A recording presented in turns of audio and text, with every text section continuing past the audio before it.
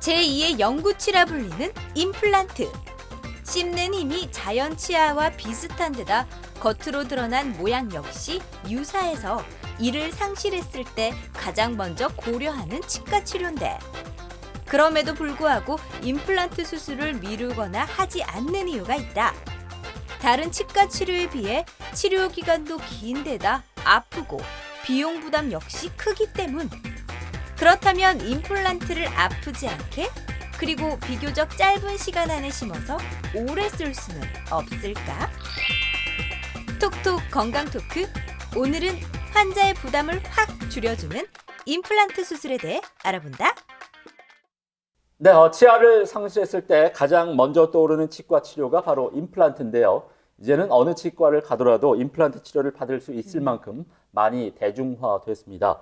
그럼에도 많은 분들이 이제 임플란트 치료를 망설이는 이유들이 분명히 있습니다. 네, 아무래도 상대적으로 치료 기간이 길고 비용이 비싸서 많은 분들이 망설이지 않나 싶은데요. 네. 톡톡 건강 토크 이번 시간에는 네. 실패 없는 임플란트 치료라는 주제로 이야기 나눠보도록 하겠습니다. 네.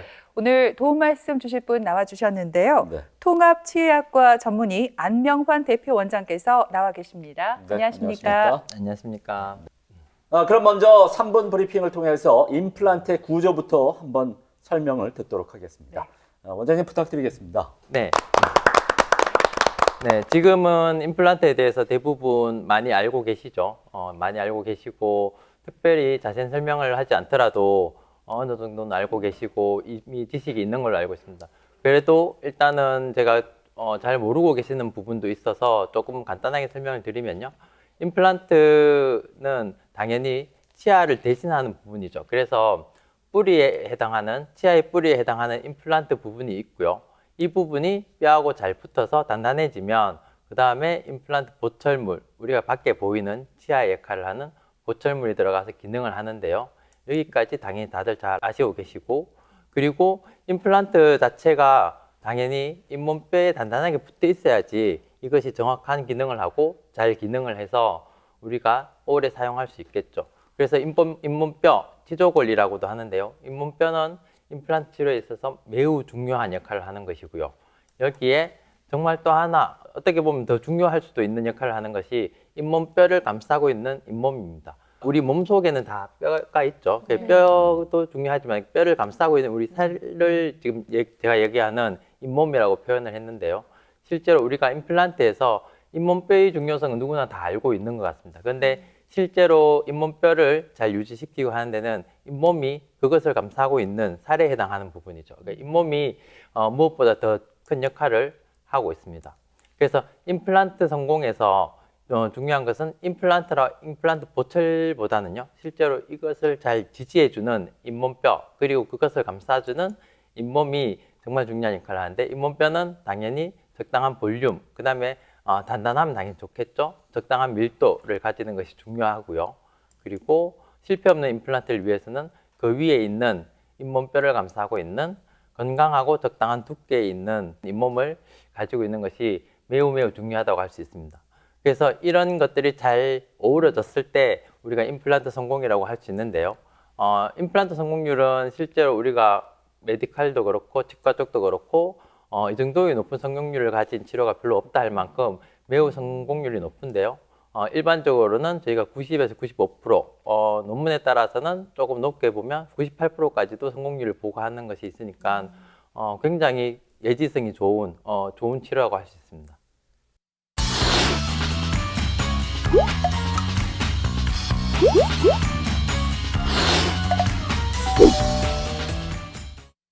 네, 앞에서 네. 살펴본 것처럼 임플란트는 자연 치아와 씹는 힘도 비슷하고요. 네. 모양이나 색깔까지 거의 비슷해서 네. 제2의 영구치라고 불리는데요. 그렇습니다. 원장님, 그런데도 많은 분들이 아직까지 임플란트 치료 망설이고 미루는 이유가 뭘까요?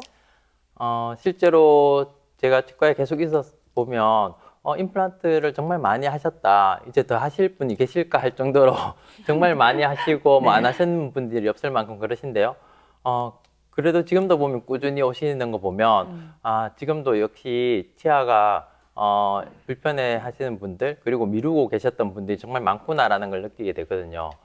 그래서 그런 환자분들의 얘기를 들어보면 실제 무서워서 잘 못하겠다. 아니면 역시 제일 큰 것 중에 하나는 또 비용이기도 하고요.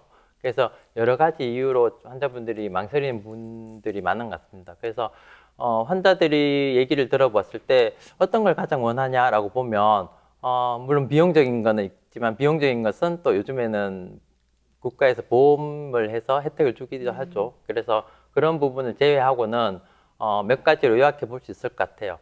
첫 번째가 아프지 않게 수술이나 치료할 때 아프지 않았으면 좋겠다. 아플까 봐 겁난다. 이런 얘기를 많이 하거든요. 그리고 치료 기간이 너무 길어서 좀 빨리 했으면 좋겠다라고 얘기를 하시고요. 그리고 또 하나가 힘들게 또 했는데 오래 못 쓰면 어떡하지라는 거에 대한 그런 부분에 대한 부담이 다 있으신 것 같아요. 그래서 환자 한 명의 케이스를 가지고 보면 이 환자분 같은 경우에는 왼쪽 치아, 특히 앞니 쪽에 부딪혀갖고 외상에서 오셨는데 특히 왼쪽 앞니 같은 경우에 이 부분에 치아가 많이 파절이 되어 있는 것을 볼 수 있습니다.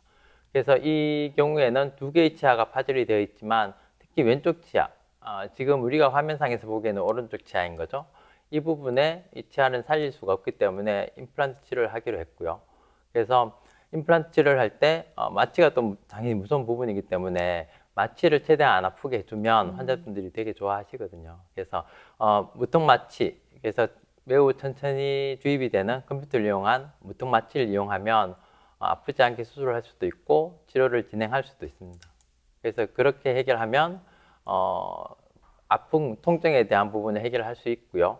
그리고 이 환자의 경우에 오시자마자 그날 당일에 바로 임플란트 수술을 하고 임시치아를 바로 넣어드렸죠. 그래서 치료 기간도 어떻게 보면 빨리 불편한 걸 해소할 수 있게 해드렸던 부분이고, 그리고 얼마 지나지 않아서 최종적인 치아도 이렇게 넣어줄 수 있었습니다. 그래서 어떻게 보면 임플란트지만 임플란트 같지 않은 치아를 만들어줄 수 있었고요. 그래서 이분은 굉장히 만족하고 계셨는데 이분이 한참 동안 오지 않았어요.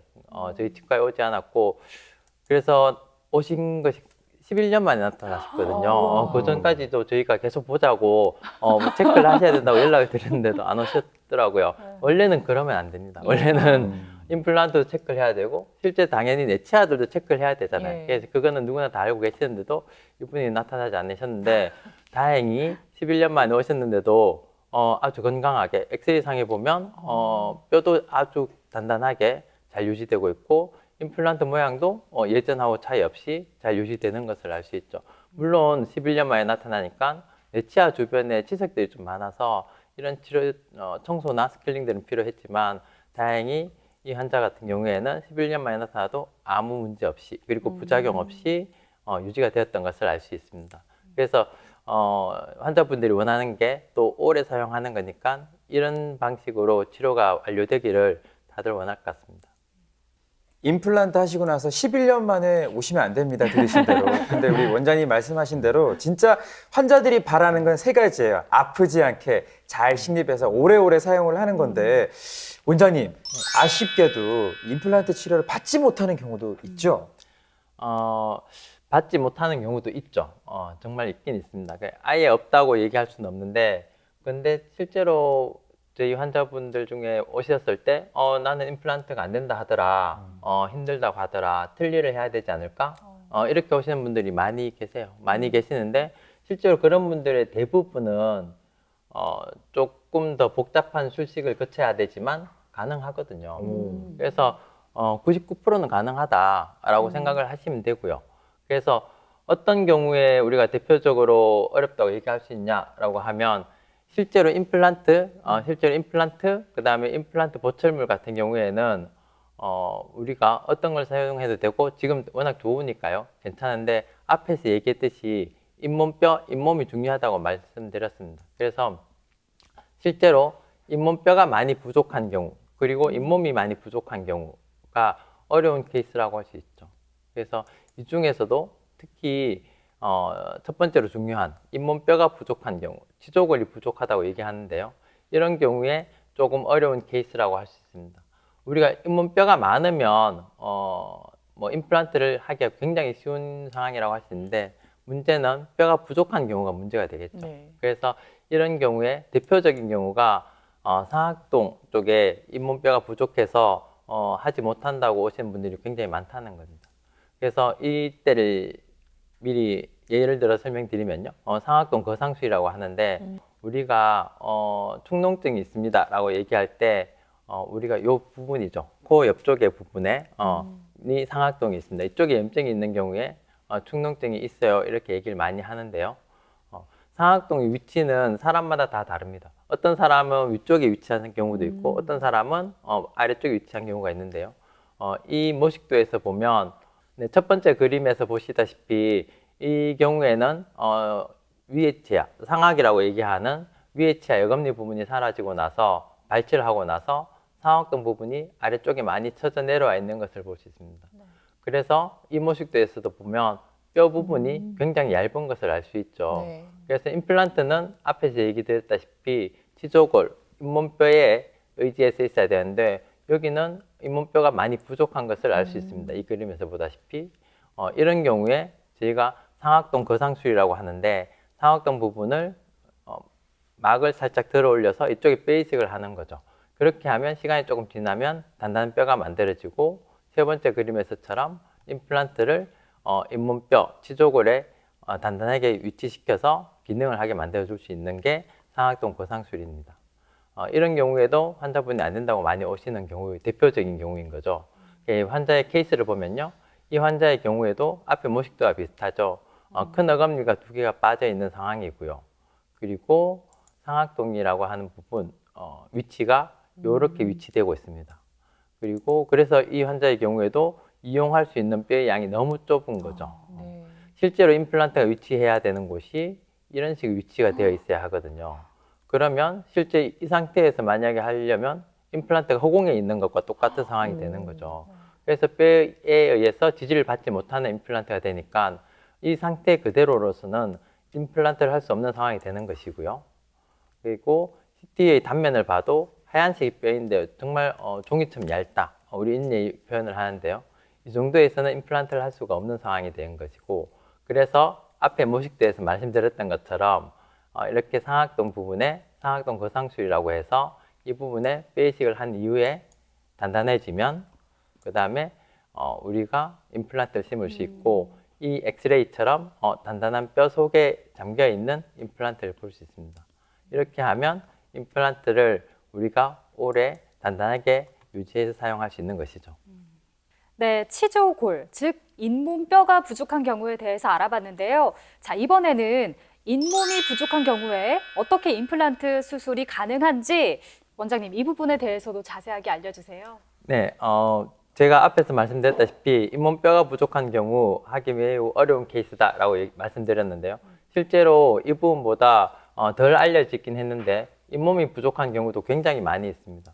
그래서 이런 케이스를 한번 말씀을 드려보면요. 잇몸이 부족한 경우 우리가 잇몸에서는 단단한 잇몸이 있는 것도 중요하고요. 그 다음에 잇몸의 두께가 꽤 중요해요. 그래서 어쨌든 좋은 잇몸이 있어야 된다 정도로는 이해해 주시면 좋고요.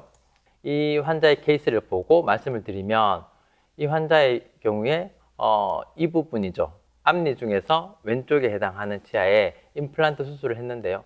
지금 보다시피 보기만 하더라도 심미적으로 좀 이쁘진 않다라는 느낌은 누구나 볼 수 있을 것 같습니다.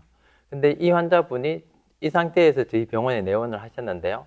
실제로 이 환자분이 하셨던 내용이 그대로 아래쪽에 적어 놓았는데요. 임플란트 수술 후에 입천장 쪽에 감각이 이상하고 그 다음에 잇몸 소실로 인해서 매우 불편하다라고 말씀하시고 그리고 양치질도 너무 아파서 못하겠어 재수술을 좀 할 수 없느냐 하고 이제 문의를 하셨는 거죠. 그래서 이런 사연을 들어보면 솔직히 좀 저희 치과의사 입장에서 좀 안타까운 상황이 됩니다. 그래서 이런 경우 보면 안에 뼈는 있지만 잇몸이 많이 없어진 것을 알 수 있죠. 그래서 이 부분을 회복시켜 주지 않으면 이 환자의 부분에 불편함을 해결해 줄 수가 없는 것이죠. 그래서 이런 경우에 실제로 이 환자분의 임플란트 하기 전 상황을 제가 사진을 받았었는데요. 이 발치하기 전인 상황입니다. 여기서 보면 이쪽에 염증이 많기 때문에 이 치아 자체를 발치하고 임플란트 수술을 하는 것은 정확한 치료를 진행을 했는 거 맞고요. 단 이때 발치하기 전에 보면 이 사이에 잇몸은 있었는데 임플란트 하고 나서부터 이 부분이 없어졌는 것이죠. 그래서 잇몸이 부족한 상황이 되어버렸습니다. 그래서 이 부분을 해결해 줘야 되는데요. 이 부분을 해결해 주는 방법이 앞에서 얘기했듯이 치조골이 부족하고 잇몸뼈가 부족할 때는 뼈 이식을 한다라고 말씀을 드렸어요. 네. 그래서 그것과 마찬가지로 잇몸이 부족한 경우에는 잇몸을 좀 이식을 하는 거죠. 그래서 잇몸을 이식을 해서 해결을 할 수 있습니다. 이렇게 해결되는 상황인데요. 하기 전과 비교를 해보면 이쪽에 임플란트 치료는 진행했지만 잇몸이 부족하기 때문에 성공적인 치료가 안 되었다면 그 이후에 잇몸 이식술을 통해서 이제 성공적이고 이제 환자분의 불편감은 없어지는 상태로 이제 해결을 할 수 있었던 거죠. 네, 그렇다면 잇몸뼈와 또 잇몸 모두 부족한 경우에는 어떻게 치료를 해야 되는지 궁금해지는데요, 원장님. 그 장기간 틀니를 사용했을 경우에는 잇몸뼈와 잇몸 모두 이렇게 부족할 수가 있거든요. 이때도 임플란트 시술이 가능한가요? 매우 어려운 부분이긴 한데요. 네. 가능합니다. 그래서 오. 네, 환자들 중에 실제로 오래 임플란트를 사용했는 분들이 많이 있죠. 그래서 오래 임플란트를 고민을 하다가 틀니를 사용하면서 나는 임플란트가 가능할까라고 오시는 분들도 굉장히 많습니다. 근데 틀니를 썼다고 해서 무조건 잇몸뼈가 없는 건 아닌데요. 틀니를 오래 사용하셨던 분들 중에 잇몸뼈가 많이 없어졌던 분, 특히 그러면서 잇몸까지도 같이 없어지는 경우가 굉장히 많이 있죠. 그래서 이 케이스를 보면서 말씀을 드리면요. 이 케이스에서 보면 특히 윗부분이 뼈가 많이 없는 부분인데요. 실제로 어금니 쪽은 앞에서 잠깐 설명드렸던 것처럼 상악동이라는 부분이 많이 내려와서 부족한 것을 알 수 있고요. 근데 이 부분은 제가 해결할 수 있다라고 앞에 이미 말씀드렸었습니다. 근데 이분의 경우에는 더 문제가 있던 부분이 앞쪽이었죠. 앞니 쪽에 해당하는 부분인 거죠. 앞니 쪽에 해당하는 부분을 사진을 단면을 찍어서 보면 이 하얀색이 뼈거든요. 뼈인데 이때 실제 우리가 임플란트를 해야 되는 거는 임플란트의 크기는 이만큼이 됩니다. 이미 말씀드렸다시피 임플란트는 치조골, 잇몸뼈에 의해서 지지가 되어야 되니까 실제로는 잇몸뼈 두께가 훨씬 더 많아야지 이 임플란트를 감쌀 수가 있겠죠. 근데 지금 이 상태에서는 임플란트 수술이 불가능하다라고 얘기할 수 있는 정도의 잇몸뼈 상태를 지금 가지고 계시는 상황입니다. 그리고 이 상태에서 제가 치조골 이식술을 좀 많이 했죠. 이 정도 지금 뿌옇게 보이는 부분이 치조골 이식술을 했는 부분인데요. 이 정도의 두께를 만들어주고 나면 우리가 임플란트를 넣더라도 주위에 치조골이 있어서 유지가 될 수 있을 것을 볼 수 있습니다. 이 사진에서 보다시피. 그래서 술전과 술 후에 사진을 보면 치조골 이식을 굉장히 많이 했구나라는 것을 알 수가 있고요. 이 부분을 좀 전체적으로 보면 수술 전에는 이 정도의 뼈의 양이었다면 치조골 이식술을 하고 나서는 전체적으로 뿌옇게 있는 부분이 다 이식을 했는 부분이거든요. 그래서 이 부분의 경우에는 상악에 해당하는 어금니부터 앞니까지 전체를 치조골 이식을 많이 했다 이렇게 이해하시면 되고요. 이런 과정을 거쳐서 치조골 이식술은 해결을 했고요. 그리고 또 하나가 잇몸이 많이 부족한 경우죠. 이 환자의 경우에도 치조골 이식술을 했기 때문에 뼈는 보강을 했는데 여전히 단단한 잇몸은 좀 부족한 상황인데요. 잇몸식도처럼 잇몸 이식을 통해서 좀 단단한 잇몸을 만들어줄 수 있습니다. 그래서 이런 치조골 이식술, 그 다음에 잇몸 이식을 통해서 이 최종적으로 그렇게 얇았던, 그렇게 뼈가 없고 잇몸이 없었던 치아들도 최종적으로 단단한 잇몸을 임플란트를 이용해서 단단한 이를 만들어줄 수 있었고요. 마침 최근에 이 환자분이 다시 오셨을 때가 이 술식을 하고 나서 한 10년 정도 지났을 때거든요. 그래서 10년 동안 아직은 문제 없이 잘 사용하고 있고 실패 없이 잘 유지되고 있다고 할 수 있습니다. 잇몸이나 잇몸뼈가 부족하더라도 원장님 말씀처럼 치료를 잘 받으면 또 임플란트 식립이 가능하니까 참 희망적이네요. 근데 원장님, 이 환자 입장에서는 임플란트를 뭐 영구적은 아니지만 반영구적으로 쓰고 싶잖아요. 그렇죠. 오랫동안 쓸 수 있는 방법 어떤 게 있을까요? 오랫동안 쓸 수 있는 방법. 첫 번째로는 제일 처음에 제가 말씀드렸죠. 11년 만에 오면 안 된다는 거. 네. 하고 나서 꾸준한 관리, 그리고 꾸준한 내원, 그래서 체크하는 것이 굉장히 중요하고요. 그래서 우리가 원래 자기 치아를 다 갖고 있는 분들도 정기적인 체크를 하는 이유가 약간 나빠졌을 때, 별로 나빠지지 않았을 때 예방하고 약간 나빠졌을 때 빨리 조기에 치료하자라는 것이죠. 그래서 첫 번째는 그것이 가장 중요하고요. 그리고 앞에서 얘기했듯이 잇몸뼈 주위에 둘러싸고 있는 잇몸뼈, 그리고 그것보다 더 중요한 것이 지금은 잇몸이라고 얘기하거든요. 그래서 잇몸을 얼마나 잘 단단한 잇몸을 만들어주느냐, 이런 부분이 굉장히 중요한데요. 이 케이스를 보면서 한 번 더 말씀을 드릴게요. 이 케이스에서는 임플란트 주위염이라고 해서 임플란트 주위에 보면 이렇게 검은색의 어두운 부분을 볼 수 있습니다. 임플란트 주위에도 어두운 부분을 볼 수 있고요. 하나의 치아 앞에 뿌리 주변에도 어두운 부분을 볼 수 있는데요. 이 부분에 임플란트 주위염이 생긴 것이죠. 우리가 임플란트 주위염이라고 한다면 말 그대로 임플란트 주위에 염증이 생기는 것을 얘기할 수 있는데요. 그 단계를 말씀을 드리면 처음에는 건강한 잇몸으로 유지가 되고, 두 번째로 이것이 쪽에 표면에 약간의 염증이 생기면서 결국은 치아 임플란트를 둘러싸고 있는 부분에 뼈가 약간 녹는 것이죠. 이게 임플란트 주위염인데요. 이 임플란트 주위염이 심각해지면 임플란트 전체적으로 뼈가 녹게 되고 결국 임플란트를 상실을 하게 되는 최악의 상황이 발생하게 되는 것이죠. 우리 모두가 이 상황이 되지 않았으면 하는 게 목표로 알고 있습니다. 그런데 이 환자의 경우에는 안타깝게도 보면 임플란트 주위에 이미 많은 뼈가 다 소실이 됐는 거죠. 그 임플란트를 잡고 있는 뼈가 이미 소실이 되어 있는 상황이고요. 그리고 앞에 치아까지도 뼈가 같이 많이 나빠지는 것을 알 수 있습니다.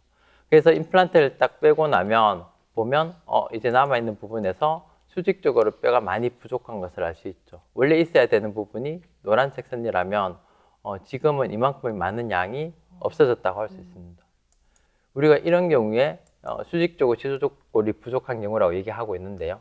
이 부분의 문제는 우리가 해결을 해줘야 되겠죠. 임플란트 치료를 해결해 줘야 되고, 그리고 더 중요한 것이 질문하셨던 것처럼 오랫동안 사용할 수 있는 상황을 만들어 줘야 될 것입니다. 그래서 거기에서는 뼈이식도 중요하다 말씀드렸고, 임플란트를 둘러싸고 있는 잇몸도 중요하다라고 말씀을 드렸는데요. 여기서 이 사진에서 보시다시피 여기 분홍색의 부분이 단단한 잇몸이거든요. 그래서 지금은 잇몸의 두께가 폭이 이 정도밖에 안 됩니다. 그래서 실제로 전체 치아를 임플란트를 한다고 하더라도 임플란트를 둘러싸고 있는 단단한 잇몸은 이걸로는 부족한 거죠. 그래서 치조골 이식과 잇몸 이식을 다 겸비하게 해서 단단한 잇몸을 만들어 줘야 되는 것이죠. 자, 첫 번째로는 잇몸뼈 이식, 즉 치조골 증대술이라고 얘기하는 잇몸뼈 이식을 통해서 뼈를 사진에서 보는 것처럼 이만큼의 많은 뼈를 만들어 줄 수 있었고요. 그리고 질문하셨던 것처럼 이제 이 부분이 오래 잘 유지될 수 있느냐, 어떻게 하면 오래 유지할 수 있느냐라는 건데요. 그래서 잇몸 이식술이라는 것을 한 번 더 했던 거죠. 치조골 이식술을 통해서 볼륨이 많이 살아나는 것을 볼 수 있고요. 그리고 앞에서 얘기했듯이 분홍색의 단단한 잇몸이 중요하다라고 얘기했는데, 잇몸 이식술을 통해서 이제는 임플란트 주위에 여기 분홍색의 부분이 많이 있는 것을 볼 수 있죠. 앞에서 그 좁은 단단한 잇몸이 이제 많이 넓어졌는 것을 알 수 있습니다. 이런 과정을 통해서 임플란트를 오래 사용할 수 있는 좋은 환경을 만들어준다고 생각하면 됩니다. 네, 네. 이렇게 지금까지 임플란트 시술 실패 없이 할 수 있는 방법들에 대해서 여러 가지 알아봤습니다. 네. 원장님, 마지막으로 우리 방송을 보고 계신 시청자들께 하고 싶은 말씀 있으면 전해 주실까요? 네, 실제로 저희는 하루도 빠짐없이 거의 환자들을 보고 있죠. 그래서 모든 환자분들이 올 때마다 알고 계시는 지식도 다르고, 그리고 문의하는 내용도 다른 것을 알 수 있습니다. 근데 많이 얘기하시는 것들 중에 하나가 저는 내비게이션 임플란트를 하러 왔어요. 내비게이션 임플란트를 하면 뼈 이식도 별로 안 해도 되고 절개도 안 하고 쉽다고 하던데요, 빨리도 되고 내비게이션 임플란트를 하고 싶어요 라고 얘기하고 오신 분들이 굉장히 많다는 거죠. 그리고 실제로 요즘에는 이것이 약간은 마케팅적인 측면도 있고, 그리고 방송에서 워낙 많이 나오다 보니까 모든 분들이 할 수 있다라고 생각을 하고 오시는 거죠. 그런데 실제로 내비게이션 임플란트에 대해서 아주 간단히 얘기하면, 실제로 좋은 위치에, 그리고 미리 우리가 디자인되는 곳에 이런 가이드라는 이런 걸 이용해서 식립을 잘 할 수 있다라는 것이 내비게이션 임플란트거든요. 그래서 보면 실제로 절개를 하지 않는다라고 하는 것은 뼈가 많은 분들 같은 경우에는 내비게이션 임플란트를 해도 좋습니다. 앞에서 말씀드렸다시피 잇몸이라는 부분이 충분히 있다면 더할 나위 없이 좋은 술식이 내비게이션 임플란트라고 할 수 있죠. 그런데 대부분의 경우에는 잇몸뼈가 부족한 경우가 많고요. 잇몸이 부족한 경우도 많이 있습니다. 그래서 모든 경우에 내비게이션 임플란트를 할 수 있는 경우는 아니다. 그렇게 이해를 해 주셔야 되고요. 다시 한번 말씀드리지만 임플란트에는 주위를 둘러싸고 있는 뼈와 그리고 잇몸뼈를 둘러싸고 있는 잇몸이 어떻게 보면 임플란트 그 자체보다는 더 중요할 수도 있다라고 생각하시고 환자분의 상황에 맞는 치료 계획을 잡고 충분한 상담을 통해서 좋은 결과를 나올 수 있도록 치료하는 것이 중요하다. 그렇게 이해해 주시면 될 것 같습니다. 네, 이렇게 이가 없으면 이제 잇몸으로 사는 시대는 지나갔습니다. 잇몸이라든가 잇몸뼈가 부족해도 치료할 수 있는 방법이 여러 가지 있으니까 임플란트 치료로 치아 건강 되찾으시길 바라겠습니다. 네, 지금까지 이 시간 도움 말씀에 통합치의학과 전문의 안명환 대표 원장께서 수고해 주셨습니다. 네. 오늘 고맙습니다. 고맙습니다.